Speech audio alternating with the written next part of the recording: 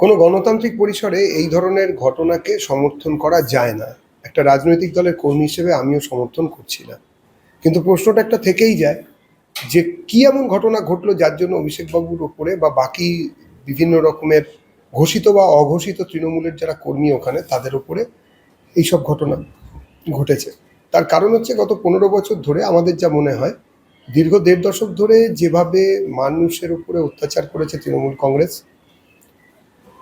15 বছরের যে কর্মফল তা তাড়া করে ফিরছে এনাদের ওপরে। তদুপরি যোগ হয়েছে অভিষেকবাবুর বিভিন্ন সময়ের যে ভাষার প্রয়োগ এবং শারীরিক ভাষা।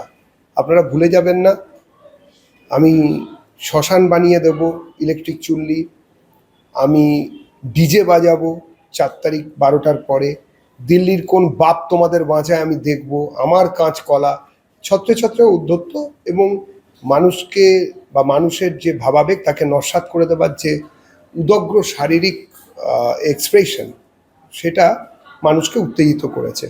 অভিষেকবাবুর এই ঘটনা থেকে সমস্ত দলের, রাজনৈতিক দলের কর্মীদের শিক্ষা নেওয়া উচিত। আমার মনে হয় যে মানুষের সঙ্গে উৎপীড়ন করলে, মানুষের উপর উৎপীড়ন বা তাদের সঙ্গে অমানবিক ব্যবহার করলে বা দলীয় কোনো কর্মী বা নেতা বা সদস্য যদি জনতার উপরে এই ধরনের কোনো কাজ করেন, তাকে সমর্থন দেওয়া কুফল, সেটা এরকমই হয়। আমি আবারও বলছি, আমার যা রাজনৈতিক বিচারধারা, সেই বিচারধারা কখনো কারুর ওপর কোনো রকম শারীরিক বা অন্য ধরনের আঘাত করাকে সমর্থন করে না।